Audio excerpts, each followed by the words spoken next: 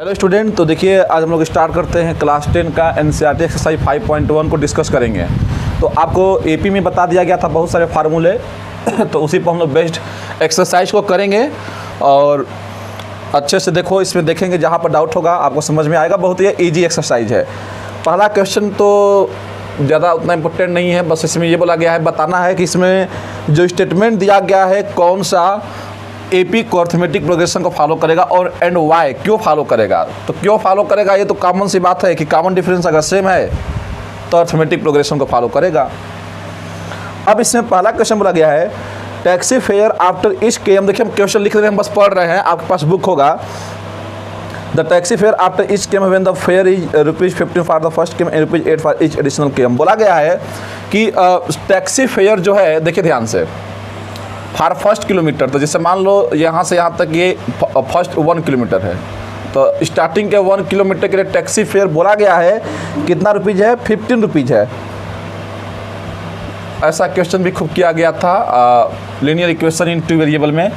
अगर 1 किलोमीटर चलेगा तो 15 रुपीज़ है, और इसके बाद जब एवरी 1 किलोमीटर चलेगा 1 1 1, अब ऐसे 1 चलता जाएगा तो 8 रुपीज़ से बढ़ता जाएगा। तो ये बताइए कि पहला अगर 50 रुपीज़ है तो अगला 8 रुपीज़ से बढ़ता जाएगा। बोला गया है कि 8 से क्या करेगा, इंक्रीजेज करेगा। ये बोल दिया गया कि फर्स्ट किलोमीटर का 15 है, लेकिन इसके बाद अगर 1 किलोमीटर चलोगे तो 8 से बढ़ाते जाओ, तो 15 में 8 अगर ऐड कर दोगे तो 23 हो जाएगा। फिर 23 में 8 ऐड कर दोगे तो कितना हो जाएगा, 31 हो जाएगा। फिर 31 में 8 ऐड कर दोगे तो 39 हो जाएगा, और इस तरह से ये प्रोसेस चलता जाएगा। तो बताओ ये जो सीक्वेंस बना, ये जो प्रोग्रेशन बना, ये एपी है कि नहीं? यस, एपी है। क्यों? यहाँ पर कॉमन डिफरेंस की पूछेगा तो कितना होगा, तो 23 माइनस 15। यहाँ पर भी 8 आ रहा है, और एक और निकाल लो, एक यहाँ से माइनस किया, एक यहाँ से माइनस कर लो, तो 31 माइनस 23, तो यहाँ भी कितना आएगा, 8 ही आएगा ना। क्यों आएगा? क्योंकि 8 तो ऐड ही किए थे तो 8 ही आएगा, और इससे माइनस करने की भी क्या आवश्यकता है। फर्स्ट का ये फर्स्ट क्वेश्चन किया था। सेकंड देखिए, अब स्टेटमेंट नहीं हम लिख रहे, बस पढ़ रहे हैं, बुक आपके पास होगा, कर लोगे। उतना इंपॉर्टेंट नहीं था, इसलिए स्टेटमेंट नहीं लिखेंगे। जो अच्छे क्वेश्चन होंगे उनके स्टेटमेंट जरूर लिखेंगे, तो आप इसको देख लेना, बुक्स में दिया होगा। सेकंड देखिए क्या दिया गया, the amount of air present in the cylinder when vacuum pump remove 1/4 of the air remaining in the cylinder eight A time. अब इस क्वेश्चन का मतलब क्या है, जैसे मान लो कि एक आपके पास सिलेंडर है, इसी को ऐसे समझते हैं थोड़ा सा, और इस सिलेंडर में आपके पास क्या है, एयर है मान लो यहाँ पर। अब वैक्यूम पंप से एयर को निकाला जा रहा है, तो अभी इस सिलेंडर में होगी एयर। मान लेते हैं कि total amount of air x है इसमें, तो टोटल अमाउंट ऑफ लेट कर लेते हैं, let total amount of air x unit, x मान लो, x है टोटल अमाउंट। अब बोला गया है कि इसमें वैक्यूम पंप लगा करके इसको निकाला जा रहा है, तो वैक्यूम पंप से जब इसको निकाला जा रहा है, एयर को बाहर निकाला जा रहा है इससे, तो एयर को कितना बाहर निकाला जा रहा है, 1/4, मतलब जितना एयर है, जैसे मान लो 100 है एयर, तो टोटल अमाउंट अगर 100 है तो उसमें इसका 1/4 निकाला गया, तो रिमेनिंग एयर कितना बचेगा, रिमेनिंग एयर, तो रिमेनिंग एयर जो बचेगा स्टूडेंट, पहले कितना था x, और x 1/4 निकाला गया है, तो x ऑफ 1/4 या 1/4 ऑफ x, ये बोला गया है ना कि 1/4 ऑफ x। पर ये क्वेश्चन में ध्यान से कि टोटल अमाउंट x था, तो इसका 1/4 निकाला गया, तो 1/4 निकाला गया किस में से, x में से, तो x में से माइनस कर देंगे तो इतना रिमेनिंग हो जाएगा, कितना बचेगा, तो x माइनस x/4, मतलब कि 3x/4 एयर बचेगा। अब तो 3x/4 एयर बचने का मतलब क्या कि अब फिर से अगर इसका नया डायग्राम बनाओ सिलेंडर का, तो इस सिलेंडर में जो अब एयर बची है, अब 3x/4 एयर बची है। अब मान लेते हैं इतना बस एयर बची होगी, 3x/4 एयर बची है इस सिलेंडर में।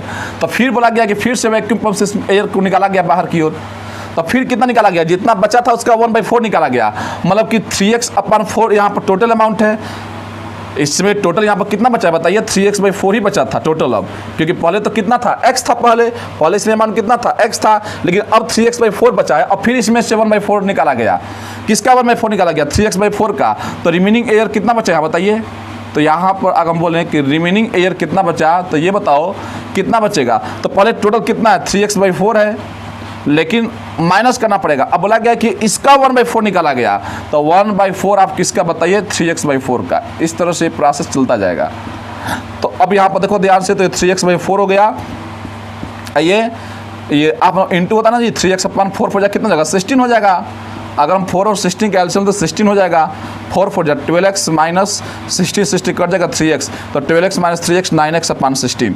तो कहने का मतलब कि अब इसके अब फिर से अगर इसका नया डायग्राम बनाओगे तो इसका नया डायग्राम क्या होगा कि अब जो एयर में, अब जो सिलेंडर में बचा है एयर कितना बचा है 9x/16, तो मान लेते हैं अब इतना बचा है रिमेनिंग एयर। तो अब इसमें 9x/16 अगर बचा है तो फिर से इसमें से वैक्यूम पंप से निकाला गया कितना एयर 1/4 निकाला गया, तो कितना बचेगा, तो 9x/60 में से क्या कर दोगे माइनस किसका कर दोगे, तो 1/4 आप कितना बचा था 9x, मतलब ये प्रोसेस चलता जाएगा। तो इतना हम नहीं करेंगे, बस 3, क्योंकि हमें एपी में केवल 3 टर्म चाहिए, 3 टर्म से क्लियर हो जाएगा, क्योंकि इसमें से इसको माइनस किए तो 8 आया और इसमें से इसको माइनस किए तो 8 आया। तो अगर आपके पास 3 टर्म है तो उसके आगे की कोई आवश्यकता ही नहीं है। तो पहला टर्म क्या था x, दूसरा 3x/4 और तीसरा 9x/16। तो अब खुद दिमाग लगा लो कि यहाँ पर पहली बार x बचा, इसके बाद 3x/4 और 9x/16, अब एंड सो ऑन ऐसे आगे बढ़ता जाएगा। लेकिन क्या ये एपी में है, अब ये कैसे पता करोगे, तो एपी में पता करने के लिए क्या करेंगे, नेक्स्ट टर्म में से पहले को माइनस कर देंगे। तो हम बोले कि यहाँ पर 3x/4 में से x को माइनस करो, तो 3x/4 में से माइनस x कीजिए, देखिए कितना रहा है जल्दी से। तो यहाँ पर एलसीएम लोगे तो नीचे जब यहाँ पर 4 का एलसीएम लोगे तो 4 से 4 कट जाएगा 3x और 1 का करोगे 4 और 4x, ये कितना आ गया -x/4 आ गया।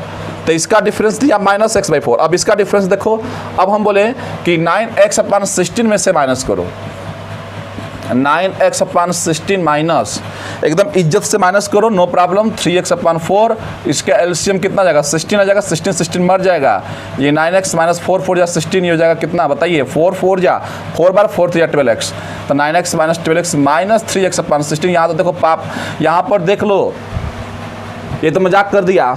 यहाँ पर कॉमन डिफरेंस देखो ध्यान से, कॉमन डिफरेंस यहाँ पर आया -x/4 आया और यहाँ पर कॉमन डिफरेंस -3x/16 आ गया।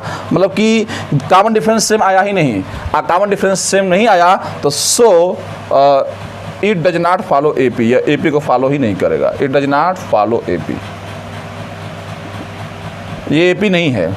तो यहाँ पर इस वर्ड प्रॉब्लम में बच्चों को थोड़ा कन्फ्यूजन होता है, लेकिन हमने आपको डायग्राम बनाकर समझा दिया कि कैसे होगा।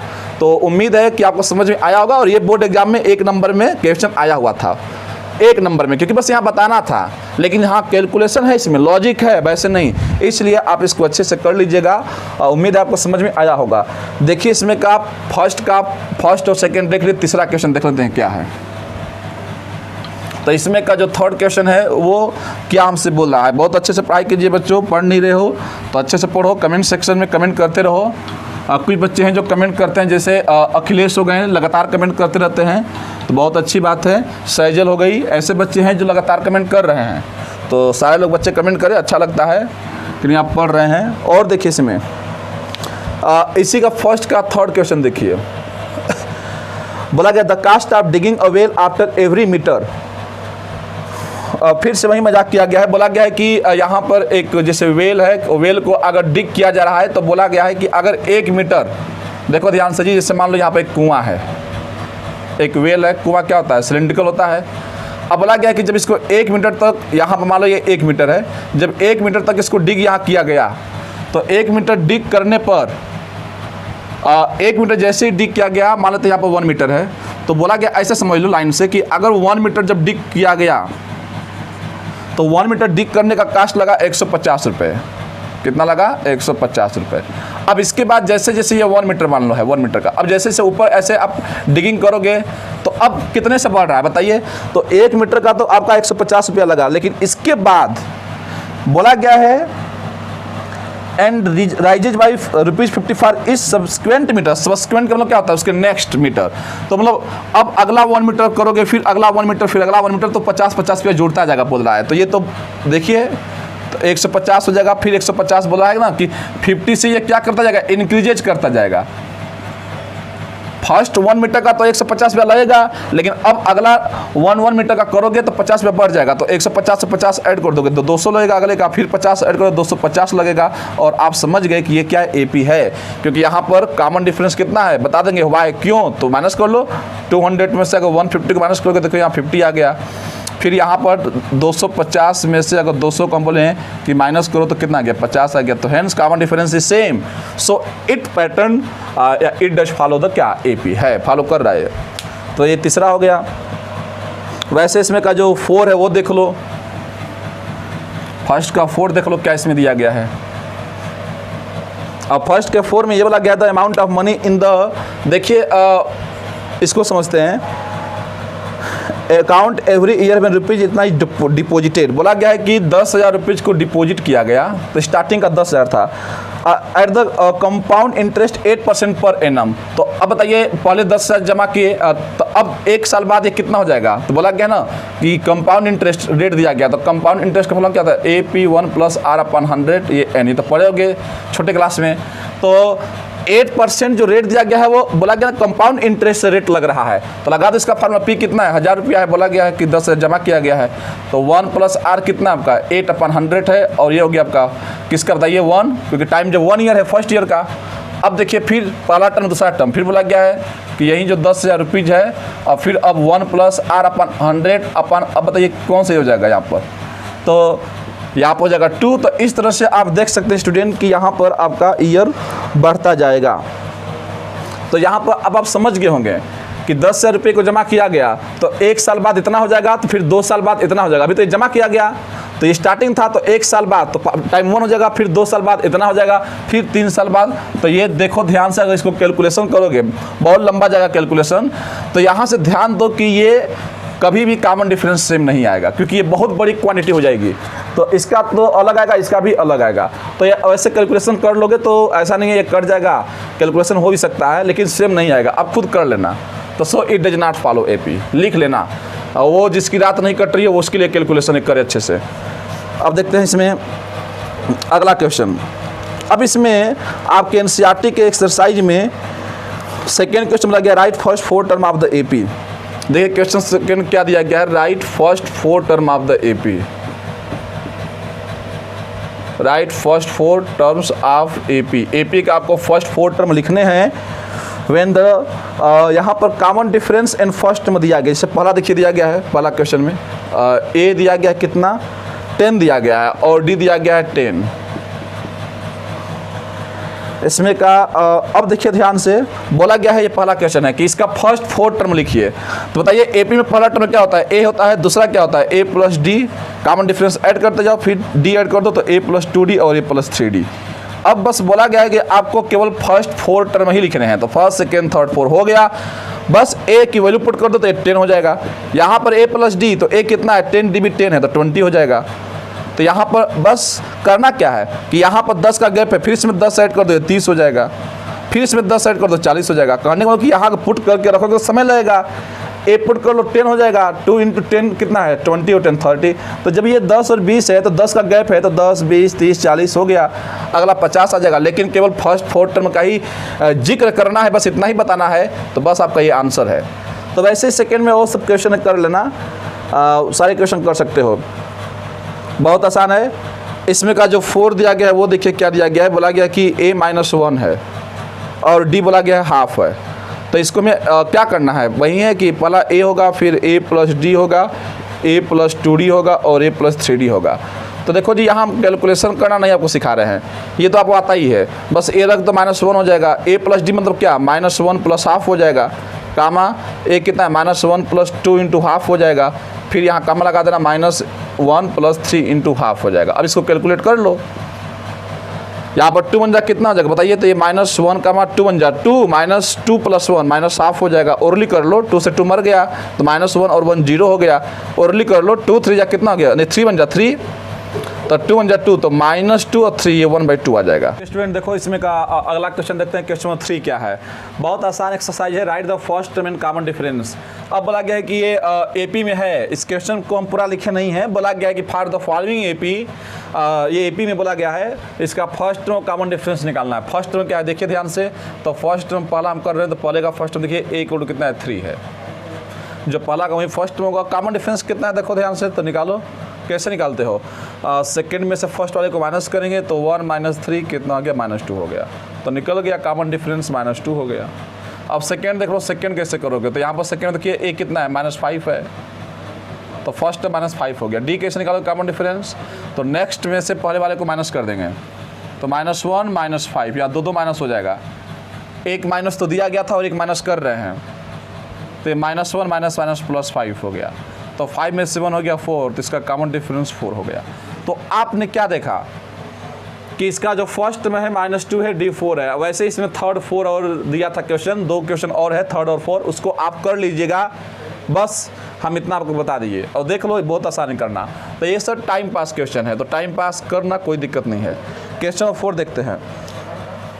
बोला गया इसमें which of the following are AP if they form an AP find the common difference and write 3 more term. अब इस क्वेश्चन को हम लिख नहीं रहे हैं, स्टेटमेंट हम बोल दिए। क्या है बोला गया है, जैसे मान लीजिए कि इसका हम लिखते हैं पहला क्वेश्चन। तो पहला क्वेश्चन देखिए ये दिया गया है 4 का फर्स्ट, 2 है, 4 है, 8 है, 16 है। अब बोल देते हैं क्या क्या दिया गया है। वैसे इसमें सेकेंड दिया गया है। सेकेंड क्वेश्चन देखिए क्या है, 2 है, 5/2 कमा 3 है और 7/2 है। इसमें का थर्ड देख लो, थर्ड नहीं, वही हम लिखेंगे जो इम्पोर्टेंट हो। थर्ड हम नहीं लिख रहे हैं क्योंकि और सब आपके लिए छोड़ देंगे। इसमें का 6 देख लो, 0.2 है, 0.22 और 0.222। अब 6 हो गया इसके बाद, और इसमें आपको हम दे देते हैं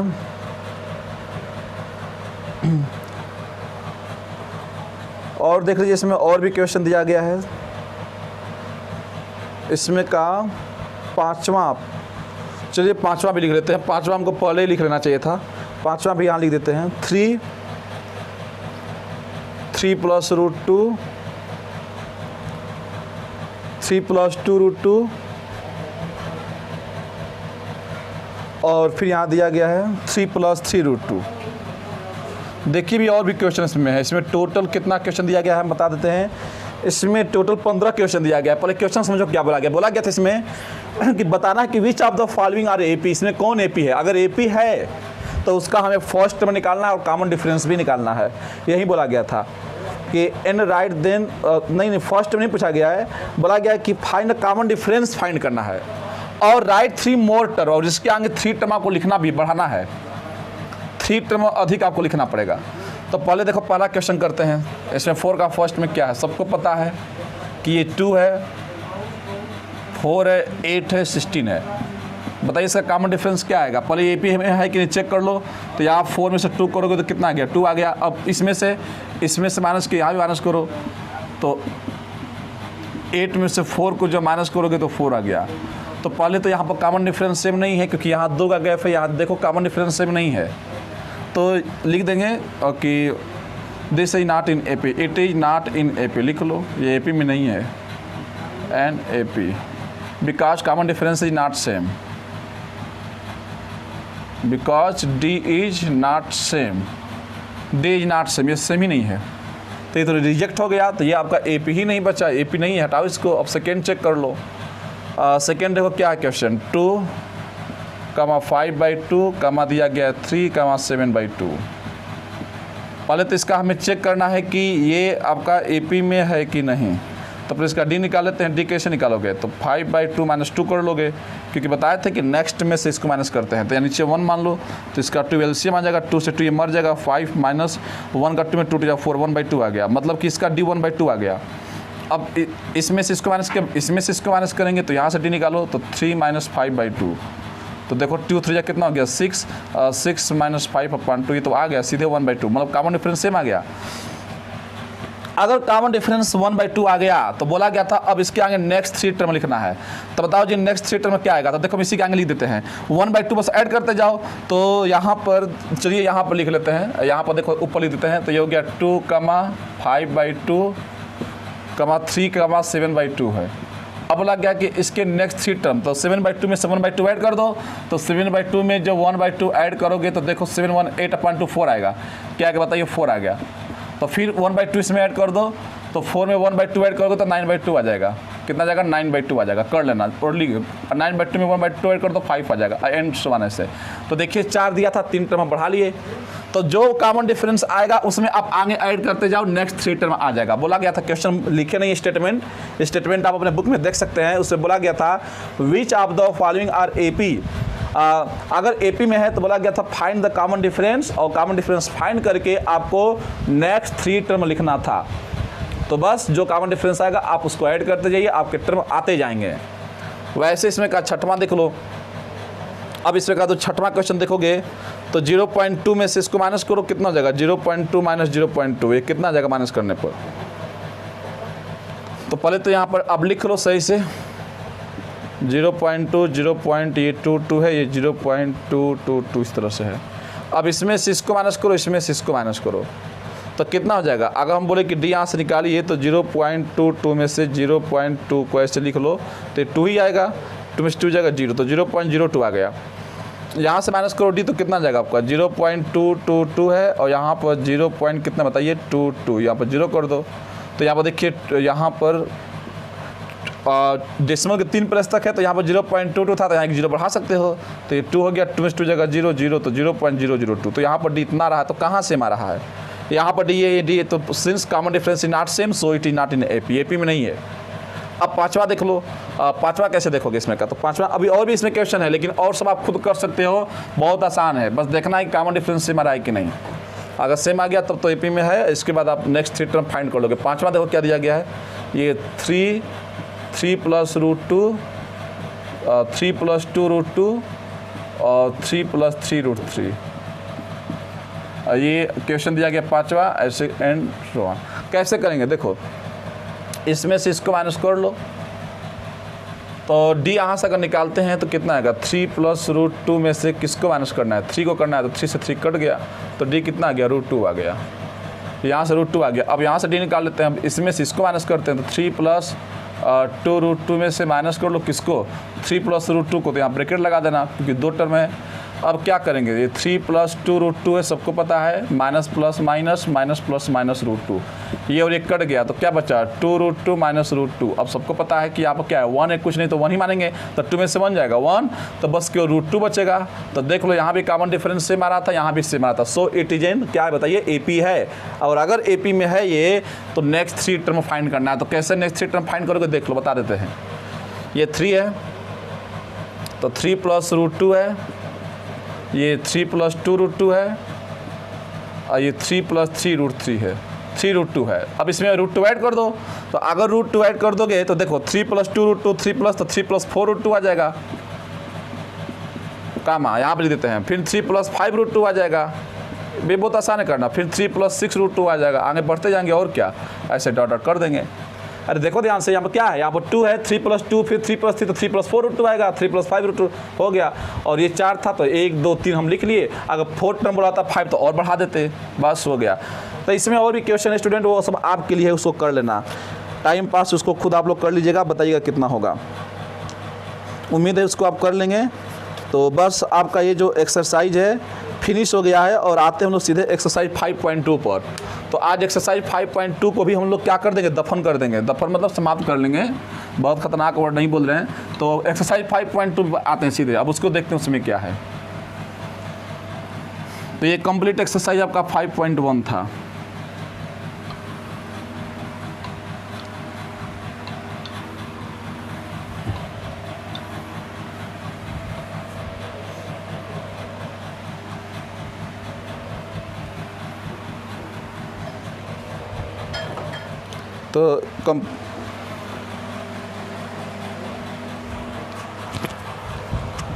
तो देखो स्टूडेंट, आते हम लोग एक्सरसाइज 5.2 पर।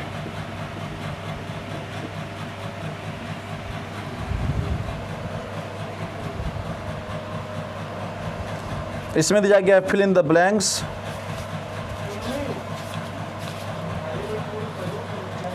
देखिए एक्सरसाइज 5.2 में क्वेश्चन ज़्यादा दिया गया है, तो उसको हम अलग से आपका एक पार्ट बना देते हैं। एक्सरसाइज 5.2 करने से पहले कुछ और आपको हम क्वेश्चन बता देंगे, क्योंकि 5.2 का अगर देखोगे तो इसमें क्वेश्चन ज़्यादा दिया गया है, तो इसको रहने दो। अगर इसको बता देंगे तो हो सकता है कि आपका वीडियो 1 घंटे का हो जाए, 1 घंटे से ज़्यादा हो जाए, तो आपको बोरिंग महसूस होने लगेगा, क्योंकि आप छोटे हो, क्लास 10th में हो, तो वीडियो ज़्यादा बड़ा हो जाएगा। तो 30-40 मिनट का ही वीडियो बस बनेगा, तो 5.2 को बता देंगे। हम सोच रहे हैं कि कोई भी एक्सरसाइज करवाएंगे तो एक लेक्चर में पूरा कंप्लीट। अब यहाँ पर पूरा करवाएंगे तो इसमें बहुत सारे क्वेश्चन हैं जिसमें कि समय लग जाएगा बहुत ज़्यादा, ये वीडियो बहुत लंबा हो जाएगा। तो इसलिए आपको ज़्यादा बोरिंग महसूस न हो, 5.2 को हम अगले लेक्चर में आपको डाल देंगे। तो परेशान नहीं होना स्टूडेंट, बहुत अच्छे से। कुछ और क्वेश्चन आपके सामने हम रखते हैं एपी का, 1-2 क्वेश्चन, उसको भी आप लोग कर लीजिएगा। तो एपी में ऐसे क्वेश्चन हम लोग नहीं किए थे मिडिल टर्म वाले, तो एक क्वेश्चन हम बताते हैं, उसको आप लोग देखिएगा और इसका जवाब दीजिएगा क्या होगा। एक क्वेश्चन दिया है, find the middle term of the AP. देखो ऐसे भी क्वेश्चन आएंगे। एक्सरसाइज 5.2 को अगले एक्सरसाइज में अगले लेक्चर में कर लेंगे। Find the middle term of the AP, middle term of the AP. ये 1-2 एक्स्ट्रा क्वेश्चन बता देते हैं। 6, 13, 20 और ऐसे दिया गया 216। बोला गया हमें इसका निकालना है मिडिल टर्म। अब इसका मतलब क्या हुआ कि मिडिल टर्म कैसे निकालोगे? पहले ये पता कर लो कि इसमें कितने, आपसे स्टूडेंट ने क्वेश्चन बोले कि ये आपके पास ABCD है, E है, बताइए इसमें मिडिल टर्म क्या है? तो बोलोगे मिडिल टर्म C है। तो आखिर जो इसमें का थर्ड टर्म है, जो थर्ड टर्म है T3 = C, यही मिडिल टर्म है। लेकिन देखिए इसमें 1, 2, 3, 4, 5 ये टोटल ऑड था। ये टोटल जो टर्म थे 8 टर्म थे, मतलब 5 क्या ऑड है। तो जब भी ऑड टर्म होंगे तो एक ही मिडिल टर्म होगा। लेकिन अब हम बोले हैं यहाँ पर A है, B है, C है, D है, बताइए अब मिडिल टर्म क्या होगा? तो यहाँ पर 1, 2, 3, 4 यहाँ पर इवन टर्म है, total number of term even है, तो यहाँ पर 2 मिडिल टर्म होगा, B भी होगा, C भी। मतलब कि यहाँ पर T2 भी जो B है, सेकेंड टर्म B है और थर्ड टर्म क्या है, C है, ये दोनों ही मिडिल टर्म होंगे। तो एक बात याद रखना कि अगर टर्म ऑड में है, अगर टर्म ऑड में है तो सिंगल मिडिल टर्म होगा। क्या होगा? सिंगल मिडिल टर्म, देख ही सकते हो। और अगर टर्म इवन में है तो यहाँ पर आपके डबल मिडिल टर्म होंगे, 2 मिडिल टर्म होंगे, डबल मिडिल टर्म। देख ही सकते हो, खुद आप एग्जाम्पल बनाकर समझ सकते हो, भूल गए तो हमें नहीं पता है कि यहाँ पर टोटल कितने टर्म है। पहले तो यहाँ पर पता करना पड़ेगा कि यहाँ पर ऑड टर्म है कि इवन टर्म है। तो पहले पता कर लो कि टोटल कितने टर्म हैं। तो यहाँ पर टोटल टर्म पता करोगे तो कैसे पता करोगे? तो देखिए यहाँ पर लास्ट टर्म दिया है। जब भी लास्ट टर्म दे तो हमेशा एक ही फार्मूला दिमाग में क्लिक करो कि A + n - 1D, क्योंकि इससे L कितना है 216 है, आपको A पता है कितना है 6 है, और n तो निकालना ही था कितने टर्म है, और D कितना है तो 30 में C जगह 7 है। अब 6 को इधर भेज दो तो 216 - 6 = कितना हो जाएगा 7n - 1। इसको इसमें से अगर माइनस कर दो 210, 7 को नीचे भेज दो और यहाँ पर हो जाएगा n - 1। ये मर जाएगा कितने बार में? 30 बार में, तो ये हो जाएगा n - 1। -1 इधर आ जाएगा तो 31, तो n की वैल्यू 31। बताइए जो 31 आया है ये इवन है कि ऑड है? तो total number of term odd आ गया। अगर ऑड आ गया तो कन्फर्म है कि इसका एक ही मिडिल टर्म होगा। तो अब दिमाग लगाना कि अगर, ध्यान समझिएगा, यहाँ पर लिख देते हैं कि अगर यहाँ पर टोटल टर्म ऑड है, लिख लो इसको सही से, अगर टोटल टर्म ऑड होगा तो उसका मिडिल टर्म का लिखो फार्मूला क्या होगा? तो उसका जो मिडिल टर्म का फार्मूला होगा n + 1/2 होगा। और अगर टोटल टर्म इवन है, जैसे भी आपको एग्जांपल समझाए थे, तो यहाँ पर एक ही मिडिल टर्म था, तो यहाँ पर एक ही मिडिल टर्म केवल होगा। इसका फार्मूला ये होगा, अगर टोटल टर्म इवन है तो उस केस में जो मिडिल टर्म का फार्मूला होगा n/2, n/2 + 1। इसके 2 मिडिल टर्म के फार्मूले होंगे, मतलब इसका 2 मिडिल टर्म होगा, एक ये होगा। लेकिन यहाँ पर टोटल टर्म ऑड है, तो बताइए मिडिल टर्म का क्या होगा फार्मूला? तो ऑड आ गया तो मिडिल टर्म का जो फार्मूला होगा अभी लिखवाए हैं, देखिए ऊपर क्या लिखवाए हैं, n + 1/2। तो n + 1/2, n कितना है 31, तो 31 + 1/2, तो 32/2 मतलब 16। तो कहने लो कि इसका जो 16वां टर्म होगा वही मिडिल टर्म होगा। तो Tn = पढ़े हैं क्या होता है फार्मूला, बताइए जल्दी से, A + n - 1D। तो यहाँ पर क्या करेंगे, n की जगह 60 रख देंगे। तो यहाँ पर कुछ बोला नहीं गया था, यहाँ पूछा गया था फाइंड द मिडिल टर्म। इसका मतलब कि फाइंड द 16 टर्म, क्योंकि मिडिल टर्म जो होगा 16 टर्म ही होगा। तो यहाँ पर A कितना है बताइए, 6 है, 6 + n कितना है आपका 16 है, 16 - 1, और D कितना है आपका 7 है। बस यहाँ पर रख दिए। अब आ जाएगा 6 + 16 में 7 जाएगा, 15 × 7 = 105, तो 6 + 105 कितना हो जाएगा बताइए, 111। यही आपका मिडिल टर्म होगा। तो स्टूडेंट इस पर भी क्वेश्चन आ चुके हैं बोर्ड एग्जाम में, फाइंड द मिडिल टर्म। तो आप समझ गए इसका भी लॉजिक क्या है कि यहाँ पर दो बातें हो सकती हैं। वो कौन कौन सी बातें हो सकती हैं कि जब यहाँ पर आपसे बोले कि मिडिल टर्म फाइंड करो तो पहले चेक करो कि कितने इसमें टर्म हैं। अगर टर्म आपके ऑड में आते हैं तो उस केस में ये फार्मूला लगा देना, अगर इवन में आते हैं तो ये लगा देना फार्मूला, बस। अभी एक और क्वेश्चन करते हैं, इससे कंसेप्ट और स्ट्रांग बनेगा। तो ये सब एक्स्ट्रा क्वेश्चन है जो बता देते हैं किस पर, Tn = a + n - 1d पर। तो हर तरह के क्वेश्चन देख लो कि एनसीईआरटी में हर तरह के क्वेश्चन नहीं मिलेंगे, लेकिन बोर्ड एग्जाम में आते हैं। तो इसलिए आपको इस क्वेश्चन की प्रैक्टिस आनी चाहिए। तो ध्यान से देखो, एक और क्वेश्चन इस पर लिख देते हैं। बोला गया question, find the middle term of the AP.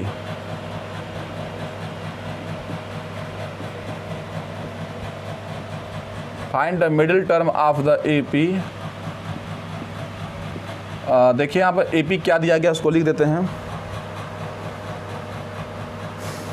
10, 7,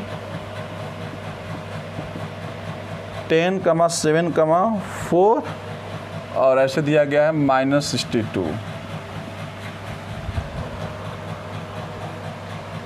अब यहाँ पर क्वेश्चन में ये बोला गया है कि हमें इसका मिडिल टर्म निकालना है। कैसे निकालोगे? देखो लास्ट में दिया गया है तो पहले निकालो n, total number of term कितने हैं।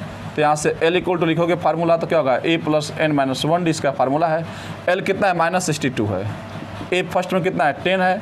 n तो निकाल ही सकते हैं, तो n - 1d, d कितना है, तो 7 - 10। d कैसे निकालते हो, 7 में से 10 को माइनस करोगे तो 7 - 10 -3 आ गया। d तो निगेटिव आ गया, तो यहाँ लिख लो -3। d निगेटिव आएगा क्योंकि घट रहा है ना, AP घट रहा है। तो देखिए -62, 10 को इधर सरका दो, -10 हो गया। ये हो गया आपका -3, ये हो गया n - 1। क्या करोगे, -62 और -10 कितना हो गया, -72 हो गया, और इक्वल टू ये -3 हो गया, ये n - 1 हो गया। -3 को नीचे भेज देते हैं, मल्टीप्लाई किस पे चेंज होगा, डिवाइड में। ये -3 = n - 1। यहाँ से बच्चा जानता है माइनस माइनस मरेगा, और 72 3 से कट जाएगा 24 बार में, क्योंकि 24 या 72 होता है। तो n - 1 = 24 हो गया। तो n की वैल्यू कितनी आ गई, 25। और 25 सबको पता है कौन सा है, बताइए, ऑड। ये कौन सा टर्म है, ऑड टर्म है। तो इसके लिए मिडिल टर्म निकाला था फार्मूला। तो क्या हो जाएगा इसका मिडिल टर्म का फार्मूला, तो इसका जो मिडिल टर्म का फार्मूला हो जाएगा n + 1/2। तो 25 यहाँ पर रख दो, तो 25 + 1/2 26/2 मतलब कि 13।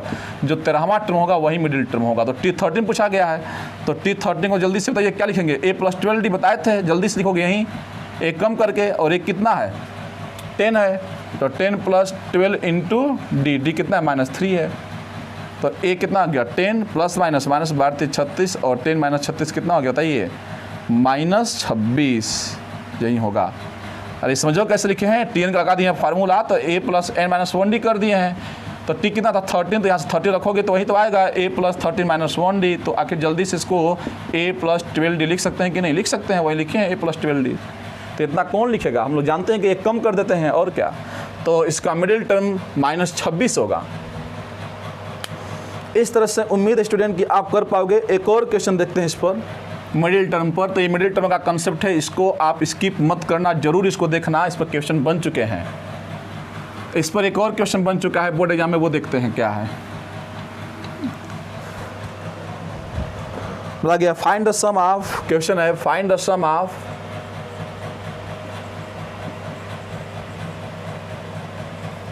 Find the sum of 2 middle most term. Find the sum of 2 middlemost term of AP। देखिए क्या दिया गया है, AP 7, 10, 13। नहीं ये नहीं दिया गया है, सॉरी ये नहीं दिया गया है। -4/3 है, -1 है, -2/3 है, और ये AP जो गया है 4 होल 1/3 तक गया है। अब स्टूडेंट ध्यान समझिएगा कि find the sum of, sum find करना है 2 मिडिल मोस्ट टर्म का। पहले यहाँ बोला गया 2 मिडिल मोस्ट टर्म, क्या यहाँ पर 2 अब मिडिल टर्म आएंगे कि नहीं, पहले ये पता कर लो। यहाँ बोल दिया गया कि 2 मिडिल मोस्ट टर्म, कहने का मतलब है कि यहाँ पर कन्फर्म है कि तब total number of term even में आएंगे, इवन में ही आएगा। इसको सही से लिख लो, 4 3 या 12। तो यहाँ बताइए पहले लास्ट टर्म, इसको 4 3 12 1 13/3 दिया है। इसको अगर सही से लिखना चाहें तो कैसे लिख सकते हैं, देखिए -4/3 हो गया, ये -1, ये -2/3 और ये 4 3 12 1 13/3। पहले टोटल टर्म पता कर लो, लास्ट टर्म का फॉर्मूला क्या बताइए, a + n - 1d। तो a कितना है, -4/3 है। यहाँ ये मत चेक करना कि ये AP में है कि नहीं है, खुद ही बोला गया कि ये AP में तो है, तभी तो फाइंड करने के लिए पूछा गया है। तो +n निकालना है। लास्ट में कितना दिया बताइए जल्दी से, ये दिया 13/3 है, माइनस नहीं है, प्लस में दिया गया है। यहाँ पर यहाँ माइनस नहीं है, ये प्लस में है।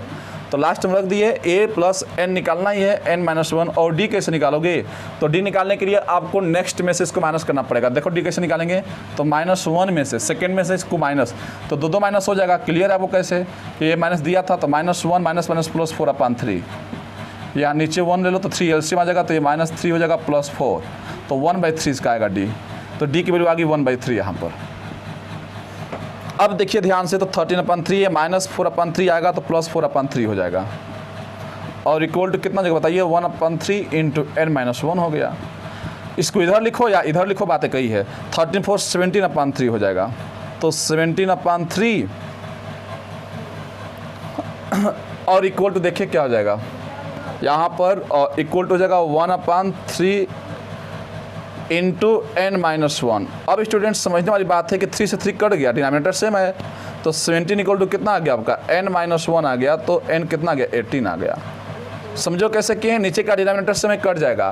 तो अब देखो ध्यान से, n 18 आ गया, 18 आने का इवन टर्म है, और बताए थे कि इवन टर्म के लिए कितने मिडिल टर्म आएंगे, 2, इसीलिए 2 मिडिल टर्म पूछा भी था। इसको पता था क्वेश्चन वाले को कि यहाँ पर इवन टर्म आएंगे। तो बताइए इसके मिडिल टर्म क्या आ गए हैं, तो इसके 2 मिडिल टर्म आएंगे। तो मिडिल टर्म का फॉर्मूला क्या बताइए, ये इवन है ना, इवन टर्म है, तो इवन के लिए मिडिल टर्म क्या लिखवाए हैं, n/2, n/2 + 1। तो n रख दो, यहाँ पर हो जाएगा 18/2, 18/2 + 1। तो यहाँ पर काटोगे तो एक आ जाएगा, ये हो जाएगा 9 और ये हो जाएगा आपका 10। तो 9th और 10th टर्म यहाँ पर ऐसे कर लेना जी, n/2th टर्म समझ जाना, फार्मूले में यहाँ लगा देना। तो यहाँ पर 18 9th टर्म आ जाएगा और 10th टर्म। ये 9 और 10 आंसर नहीं है, 9th टर्म और 10th टर्म ऐसे लिख देना। अगर वहाँ पर नहीं लिखवाए फार्मूला तो ऊपर TH लगा देना, शायद हम ध्यान नहीं दिए होंगे। तो ऐसे ही ऑड के लिए जो मिडिल टर्म लिखवाए थे फार्मूला ऑड के लिए, तो n + 1/2th यहाँ लगा देना कि 2th टर्म, जिससे ये समझ में आएगा ना कि वो टर्म बोल रहा है। तो 9th और 10th टर्म, तो पहले 9th टर्म निकाल लो। तो मिडिल टर्म नहीं पूछा गया है, मिडिल टर्म का सम पूछा गया है। तो पहले T9 निकाल लो, इसका जो आंसर आएगा और जो इसका आंसर आएगा दोनों को ऐड कर देना। तो T9 को जल्दी से क्या लिखेंगे, a + 8d ही लिखोगे जल्दी से, a कम कर देंगे। a कितना है बताइए, तो a क्या फर्स्ट -4/3 है, अब +8 × d, और d कितना है निकाले थे, d कितना निकाले थे, 1/3 निकाले थे। तो ध्यान से अगर देखो तो ये हो गया -4/3 + 8 = 8/3। तो देखो नीचे का डिनोमिनेटर सेम है, तो 8 में से 4 जाएगा, 4/3 आ गया। तो इसका जो आंसर आ गया 4/3 आ गया। ये आपका T9 है, नीचे दिख रहा है कि नहीं कैमरे में, थोड़ा देख लेते हैं। हाँ दिख रहा होगा। अब देखिए स्टूडेंट T10 निकालना है। T10 कैसे निकालोगे, तो अगर हम जल्दी से बोले तो इसको कैसे लिखोगे, a + 9d। तो a कितना है, देखो वहाँ पर क्वेश्चन में दिया गया है -4/3 है, +9 × d कितना है आपका 1/3 है। तो यहाँ से अगर देखो तो -4/3 + 9 बन जाए 9/3 आ गया। तो 9 में से 4 जाएगा, 5/3 आ गया। तो ये आपका T10 आ गया। लेकिन आपसे मिडिल टर्म का सम पूछा गया है, मतलब कि आपसे पूछा गया है T9 + T10। देखो ध्यान से, यही नहीं पूछा गया, सम पूछा गया मिडिल टर्म का। तो सम कर दो, T9 कितना है आपका 4/3 है, और T10 कितना है 5/3 है। तो 5 और 4 कितना हो गया 9/3, ये मर गया, 3 3 जा 9, मतलब आपका आंसर कितना आ गया 3। यही 3 आपका आंसर है। ये क्वेश्चन आपके बोर्ड एग्जाम में 2-3 बार आ चुका है। तो इस तरह से ऐसे क्वेश्चन किए जाएंगे। तो उम्मीद है कि आपको मिडिल टर्म के क्वेश्चन आ गए होंगे, और कुछ आपको हम क्वेश्चन देंगे मिडिल टर्म पकड़ने के लिए, इसको आप लोग कर लीजिएगा। आप इसको नोट करो, तब तक कुछ और क्वेश्चन आपको हम देंगे, और आप लोग बताइएगा कि इसका मिडिल टर्म क्या होगा। तो आप इसको नोट कर लीजिए। देखिए इसमें हम क्वेश्चन दे रहे हैं मिडिल टर्म का। एक क्वेश्चन आपको दे रहे हैं, कमेंट सेक्शन में कमेंट करना, आप बताना क्या होगा। बोला गया find the middle term of the AP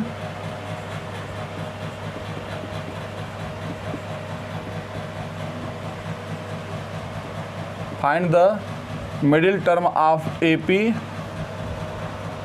देखिए ए पे दिया गया है 213, 205, 197 और ये जा रहा है 37 तक। बस इसको लिख लो और कमेंट सेक्शन में कमेंट करना। तो बस आज के लिए इतना ही रहेगा स्टूडेंट। इसको आप लोग बताइएगा कि इसका आंसर कितना आएगा, हमें इसका मिडिल टर्म आप लोग बताइएगा। बहुत अच्छा क्वेश्चन ये भी है, कर ही लोगे। पहले इसका निकालना L इक्वल टू जैसे बताते वैसे कर लेना इसको। तो बस आज के लिए इतना ही रहेगा और आप लोग इसको अच्छे से पढ़िए और समझिए। इसके बाद अगले लेक्चर में आपको एक्सरसाइज 5.2 पूरा कंप्लीट करवा देंगे।